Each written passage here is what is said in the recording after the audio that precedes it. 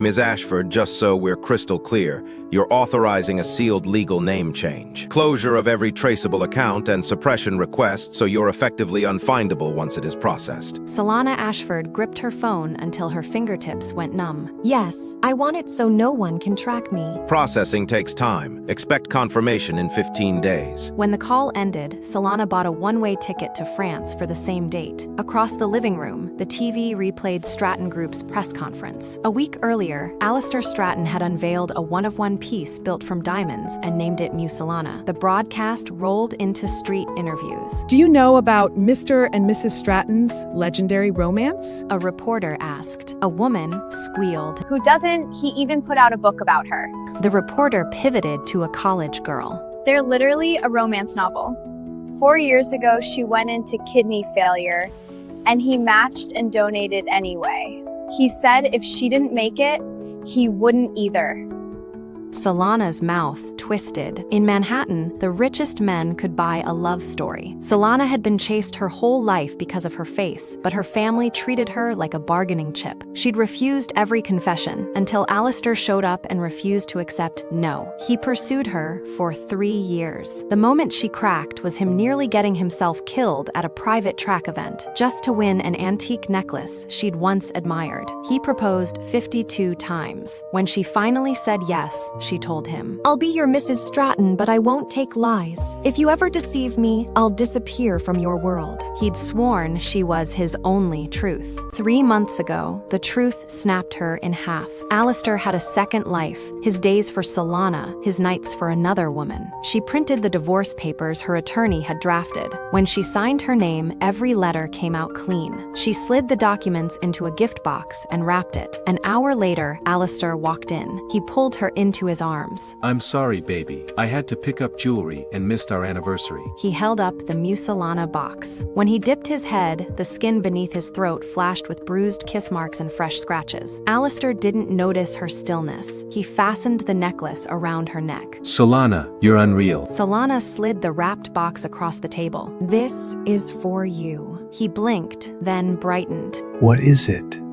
A gift. You gave me one, so I'm returning the favor. He started tearing at the wrapping. Solana set 2 fingers on the lid. Open it in 15 days.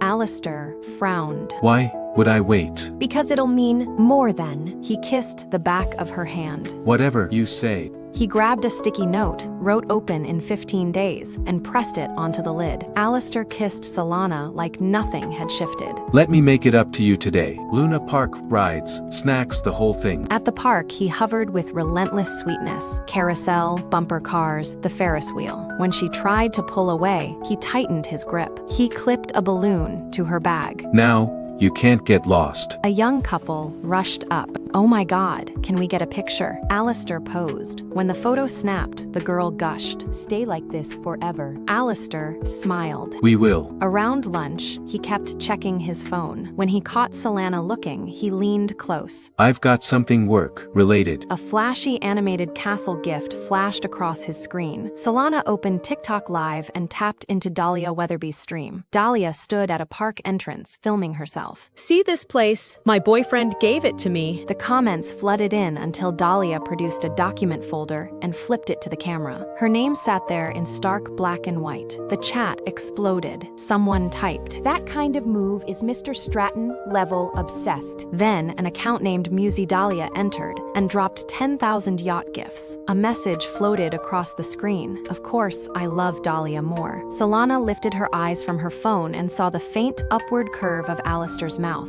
Musi Dahlia was him. Solana didn't realize she'd stopped breathing until pain hit her chest. Alistair lunged toward her. Solana, what is wrong? I'm fine. Just a stitch. He hustled her home. In the car, he kept talking. Did I do something? Did I mess up? No, I was thinking about a show I watched. What kind of show? The kind where the guy swears he loves her, then starts lying, and keeps smiling like nothing changed. His phone rang. He hesitated. Take it. Solana said. He answered, then hung up. Something came up at the office. let me get you a car back. Solana stepped out and watched his Maybach peel away. She slid into a yellow cab. Follow that car. They tailed him to a townhouse. The door opened, and Dahlia appeared, laughing as she launched into his arms. Alistair kissed her like he'd been starving. Boss, I've got a bigger surprise for you. Dahlia breathed. I got here in 15 minutes. Don't make me wait. Dahlia led him toward the car. Moments later, the Maybach's windows fogged. Back home, Solana tore through drawers, dragging out every gift he'd given her. She called an asset broker. Liquidate all of it. Wire every dollar to a New York Women's Legal Aid Fund. She was halfway through packing when the front door slammed. Alistair stormed toward her, frantic. Why did you sell Solana? I didn't sell it. I donated it. He caught her hand. Donate anything else, just not that. He reached into his jacket and set a small box in front of her. The black velvet opened, and Solana sat there. I bought it back. It is proof I love you. He fastened it around her neck. That night, Alistair's phone lit up. He killed it instantly. It buzzed again. He answered in a low voice. Alistair, get out here. A man laughed. We're waiting on you. No, I'm getting Solana to sleep. Quit acting whipped. Alistair covered the mic. I told you, nobody matters more than my wife. Solana opened her eyes. Go. He turned instantly alert. Then, come with me. His friends begged. Sis, please, come hang out. Solana nodded. At a midtown lounge, men sprawled on couches, women draped over laps. Alistair backed out immediately. His friends scrambled, waving the women out. Man, you really never changed. One said, No woman can even breathe near you unless it is Solana. all night, Alistair kept his attention glued to Solana. When the music got too loud, he told them to turn it down. He peeled an apple and handed her a perfect bowl. Solana stood. It is late. I'm going home. Alistair rose. His friends blocked him. Let her rest. Solana slid her hand out of his grip. The driver will take me. The car had barely gone a few blocks when her fingers brushed a phone inside Alistair's jacket. Turn around. She told the driver. Outside the lounge, she saw Dahlia climbing out of a yellow cab. Solana followed. Dahlia stopped at the private room door Solana had just left. The door cracked open. Dahlia flew into Alistair's arms. His hand landed on her waist. I missed you. Dahlia said. The second you called, I ran. Alistair kissed her. His friends didn't look shocked. They looked entertained. Solana stayed in the sliver of the doorway. They all knew. The game was spin the bottle. It pointed at Alistair. Last time, someone asked. Yesterday. Alistair said. In the car. Laughter exploded. Dahlia buried her face in his chest. Tell us how it was. She handled it. Alistair said slowly. It was insane. What you got at home can't compete. The moment Solana's name hit the air, Alistair's smile snapped off. Don't let it reach Solana. She'll never know. Solana turned away. She walked alone into the night. Then the rain came down. By midnight, Solana's skin was on fire. Alistair staggered in with whiskey on his breath. The second he saw her, his face went blank with fear. He drove her to a private ER. When Solana finally opened her eyes, a nurse said, Mr. Stratton's been here losing his mind until a call pulled him away. Solana heard Alistair's voice in the hallway. His tone was too pleased. His footsteps faded. She dragged herself out of bed. 2 floors down, she saw him, Alistair's hand at Dahlia's elbow, guiding her out of the Obgyn wing. Dahlia spotted her. Mrs. Stratton, what a coincidence. Alistair let go of Dahlia fast. I came down to grab your meds and ran into her. She is pregnant. Solana's gaze dropped to Dahlia's stomach. How far along are you? Where is the father? About a month. When he heard, he was over the moon. He already bought me places, wired me $100 million. Tonight, he is doing a fireworks show on the river. Alistair pulled Solana close. Baby, you're still sick. She is just a brand spokesperson. Don't acknowledge her. Dahlia's expression flickered. She walked off. Back home, a photo popped up on Solana's phone. Dahlia's positive test. More messages followed. The babies, Alistair's, every year on your birthday and anniversary. After you fall asleep, he slips out to me. Solana turned the screen dark. Alistair's arms slid around her. Hey, baby, what are you looking at? The skyline exploded with fireworks. Alistair smiled into her hair. Say the word, and I'll give you a show 10 times bigger. Solana laughed softly. Alistair, I don't do used. His body went rigid. He hugged her tighter. Then, I'll do something new. After that, Alistair started leaving before sunrise, Staff whispered. Mr. Stratton's planning something for you. One afternoon, Alistair took her hand. Come with me. Solana's phone buzzed. Dahlia's text. Guess who matters more to him right now? Alistair's phone vibrated. He angled the screen away, but Solana caught it. Black stockings, bare thighs, a caption. Hurry up. A project blew up. He said. I have to handle it. Solana stepped out of the car without a word. He hesitated 3 seconds, then tore off. Hours later, Dahlia sent a photo of a trash can stuffed with ripped condom wrappers. You lost again. I'm pregnant, and he still can't wait. Solana started counting in days. Day 1, Dahlia texted a photo of Alistair peeling shrimp for her. Solana dragged a metal firebowl onto the terrace and fed it every picture she'd taken with him. Day 2, Dahlia sent a shot of Alistair kissing her under plane trees. Solana hired a crew to rip out the cherry tree he'd planted in their garden. Day 3, Dahlia posted a compilation of Alistair's I only want you lines. Solana fed his 100 love letters into the shredder. The morning she planned to leave, Alistair held her phone. Your phone got a text that says, deactivation successful. What are you deactivating? One of my social accounts got hacked. I recovered it and shut it down. Relief softened him. Guess what I got you? Mochi from that shop on the Lower East Side. He laughed. My Solana's way too easy. He set the box in her hands. See, I can't hide anything from you. Yeah, Solana said. you can't hide anything from me. When Solana came out of the bathroom, Alistair was moving fast toward the door. She followed. She froze when she saw Dahlia standing near the garden. Alistair grabbed Dahlia's wrist. I told you, when I'm here with Solana, you don't show up. Dahlia guided his hand toward her stomach. Alistair yanked back. I'll have my assistant take you home. Dahlia rose on her toes and kissed him. After a few seconds, he pulled her in, kissing her back. He broke away. You need to go. Dahlia murmured something in his ear. Fine. He said. Today, get in the car first. Solana turned before Alistair could catch her watching. A moment later, Alistair strode inside. Work emergency. Stay home. Solana lifted her eyes. Go handle your business. He patted her hair and left. Solana grabbed her suitcase. She texted him. The 2 weeks are up. Go open the anniversary gift. I left you. She forwarded every message Dahlia had sent to Alistair, then snapped the SIM in half and stepped out into the morning. By the time Alistair's Maybach rolled into the driveway, Solana was on a runway at JFK. She landed on the French coast by morning and checked into a small seaside inn under a name that didn't belong to Mrs. Stratton. Hours earlier, after Alistair dropped Dahlia off, she stayed wrapped around him. Aren't you gonna come upstairs? Not tonight. I'm going home to Solana. Dahlia's arms snapped around his waist. You wanted to see me in that outfit. If you don't look tonight, I'm not wearing it next time. He said no, then he caved. Hours later, Alistair straightened his clothes and drove home. He walked in. Solana, I'm back. Silence. He spotted the trash can. The box of mochi sat untouched. Solana, He called louder. He walked faster. are you messing with me?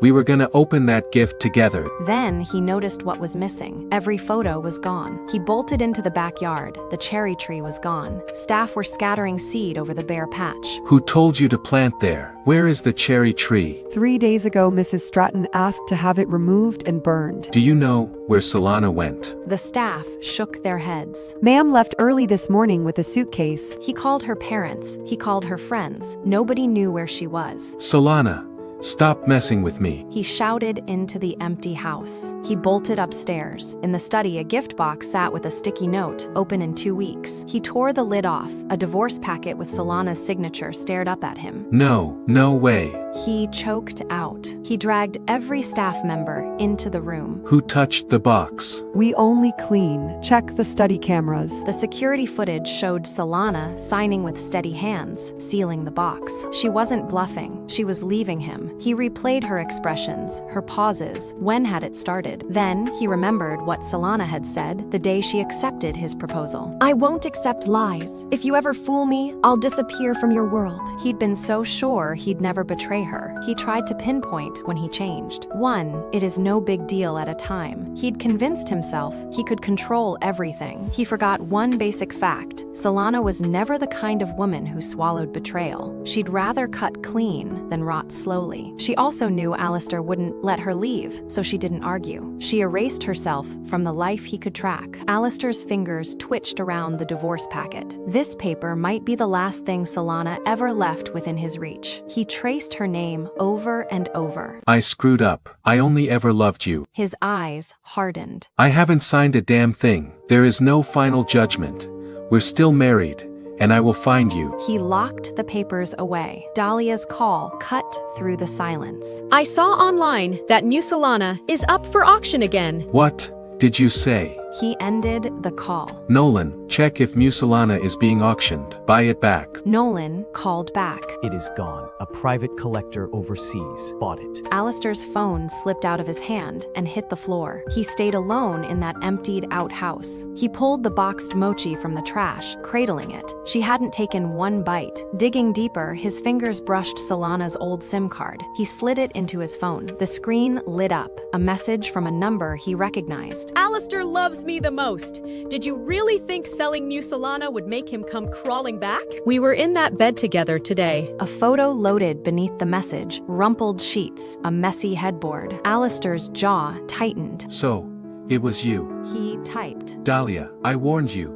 Solana was never supposed to find out about you. Dahlia called immediately. Solana, since when did you learn to copy Alistair's tone? She kept talking. If I were you, I'd give up the Mrs. Stratton title. I'm pregnant, and he is gonna propose to me. Then Alistair's voice cut in. Who the hell do you think you are to run your mouth at Solana? Dahlia's hand started shaking. I'm sorry. I didn't mean it like that. Alistair didn't soften. Enough. If you won't tell the truth, I'll pull it up myself. He sent people to retrieve her phone. The message thread was a horror show. Half a month of taunts, photos, filthy captions meant to break Solana. Dahlia went live with tears sliding down her cheeks. I got played. My boyfriend has another girlfriend. He is gonna dump me for her, and I'm pregnant. The comments flooded in, furious and protective. Some people drove over. The sidewalk outside her building filled with strangers. Then Alistair's car door opened. He stepped out with security. Remove them. In less than a minute, the human shield was gone. Alistair. Dahlia gasped. I'm sorry. Alistair caught her chin in a brutal grip. The one thing you never should have done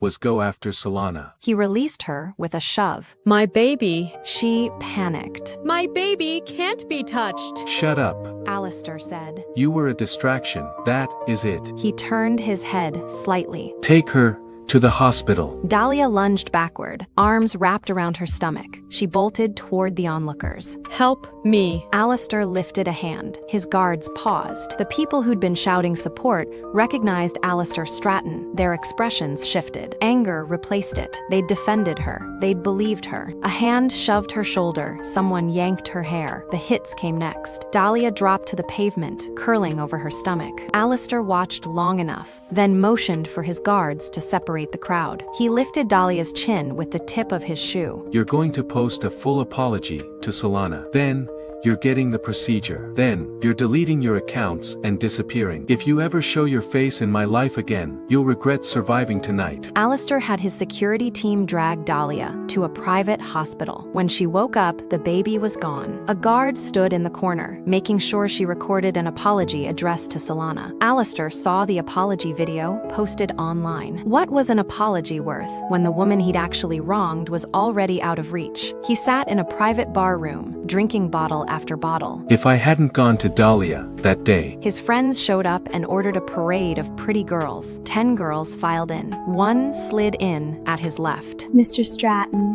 Get off me. Alistair swung a glass bottle. It cracked against her head. Blood spilled down her temple. Who the hell told you you could touch me? Get out. The girls scattered. His friends tried anyway. Do you really love Solana that much? She is just a woman. With your status, you could have anyone. Alistair stood up so fast the chair scraped. He swung bottles like weapons, threw punches. Anyone who tried to pull him off got hit. In minutes, his friends were scattered across the floor groaning. Solana is my life.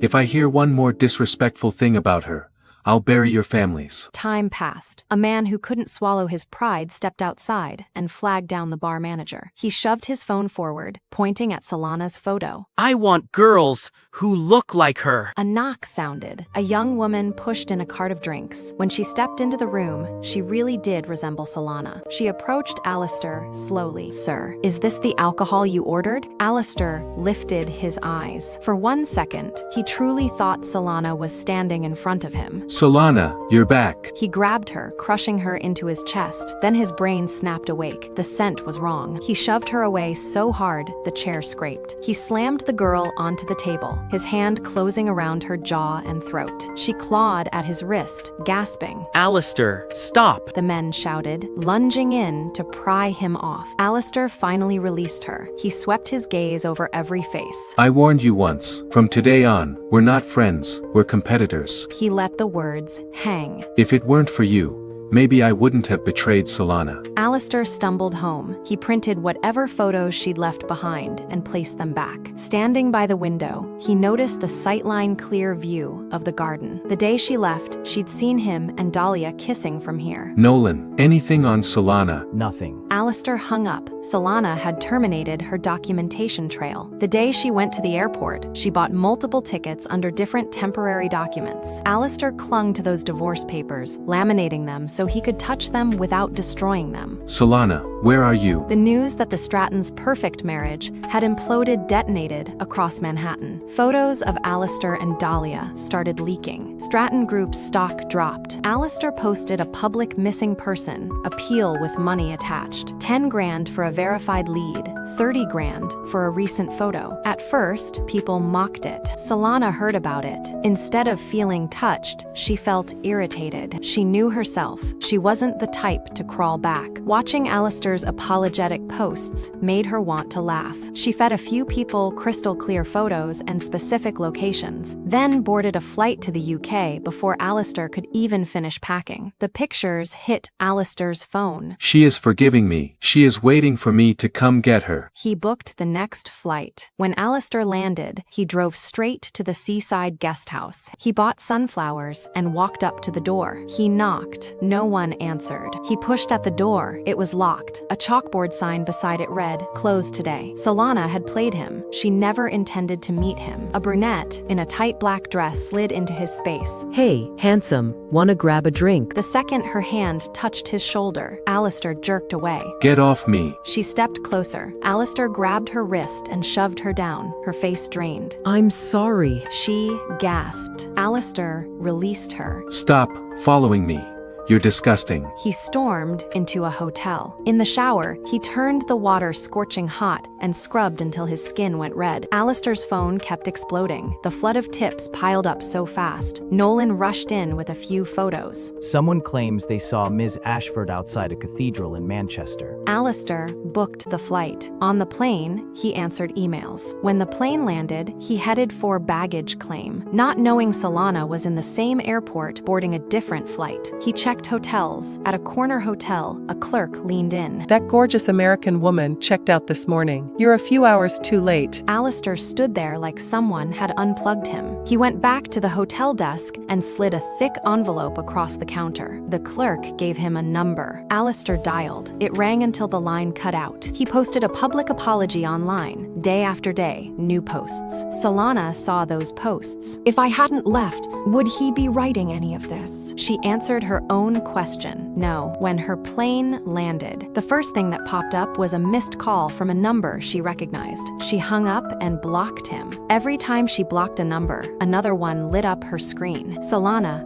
finally answered. Alistair, we're done. I don't love you, and you don't get to keep calling. Alistair went silent. Solana, I screwed up. I made Dahlia terminate the pregnancy. I cut her off, please. Can you forgive me? Solana let out a soft smile. Okay, I forgive you. Really? She laughed shortly. Isn't that what you wanted to hear? Fine, I forgive you. Happy now. We're done here. She ended the call. Alistair stared at the dead screen. He texted. I'll get you that mochi ice cream you loved. Her reply. I don't like it anymore. He typed again and saw the message fail blocked. Solana got a new number. She booked a flight out of the country. Dahlia Weatherby filed a formal complaint, accusing Alistair of tax fraud and financial misconduct. She went live and spilled her truth. Stratton Group's reputation tanked again. Alistair was forced to come back to Manhattan. Alistair lived in a suit, barely sleeping for 3 months, while lawyers and auditors picked his world apart. He had Dahlia arrested. The investigation found real financial weaknesses. Stratton Group survived, but took a brutal penalty. Robert Stratton summoned Alistair.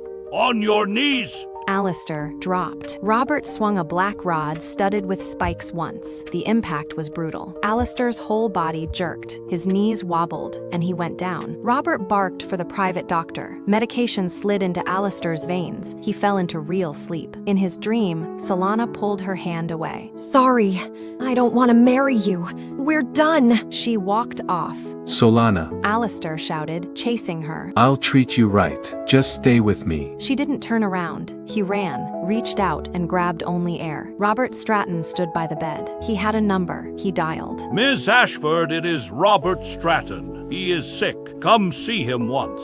I'm sorry, Solana said. I'm doing well, and I'm not coming back. She paused. If I come back to Manhattan, do you think I'll be able to leave again? The Strattons have 1,000 ways to make a person feel small. This isn't love. It is obsession. Robert sent a short video. Alistair unconscious in a hospital bed. Solana watched without blinking. She didn't call back. Solana. Alistair jolted upright. Robert sat at the bedside. Starting today, you focus on work. You stop looking for Solana. She is my wife. There is no final judgment. We're still married. Robert pulled out a recording and hit play. Solana's voice filled the room. I'm not coming back. Alistair's lips moved. No, that is fake. He ripped the IV from his hand and staggered toward the door. He made it 3 steps before his knees buckled. He hit the floor. The wound on his back tore open. He forced himself up, took 2 more steps, and collapsed again. Robert shook his head. Get him back in bed. 3 days later, Alistair tried again. He slipped out, made it down the hall, and got dragged back. Let it go. Robert said. Alistair stopped. His fists clenched. I don't have much left. Do this as my last request. Don't hunt her down anymore. Alistair stared at the floor. Fine, I won't look for her anymore. Robert's shoulders dropped. Alistair sat by him. Grandpa, I'll protect the family business. I won't go see Solana again. After Robert was gone, Alistair's presence turned colder. He lived at the office. The company grew bigger. He wore his wedding ring like a brand. If anyone asked, he said, I'm married. She is at home, waiting for me. Women threw themselves at him. He shut them down. 20 years later, Alistair handed the company to an adopted son. He boarded a flight to France. Standing outside Solana's small guest house, he knocked. Do you have any rooms available? He asked, voice steady only because he forced it. From inside, a teenage girl called out, her voice bright with that half-American, half-European rhythm you picked up living between worlds. Mom, someone's here to check in. Solana stepped into view, and Alistair's entire body reacted before his brain could catch up. He turned and walked away, like a man fleeing the scene of his own crime. He didn't have the courage to stand in front of her, not when she looked like she belonged to herself again. She had a life, a home, a warmth he no longer had the right to touch. A few blocks away, Alistair bought a narrow storefront and opened a tiny post office that mostly existed as an excuse to stay nearby without being seen. He called it Letters Forward and told people it was a place to write to their past selves. He wrote one letter and slid it into an envelope like it It weighed 1,000 pounds. Inside were only 4 words: be better to Solana. 2 streets apart, they never ran into each other. Not once, not even by accident. Fate didn't give him the mercy of coincidence. Later, he found out the girl was adopted, that Solana had chosen her family the way she'd chosen her peace. But he still didn't knock again. He watched from a distance, asked other people for scraps of news, and carried the rest alone.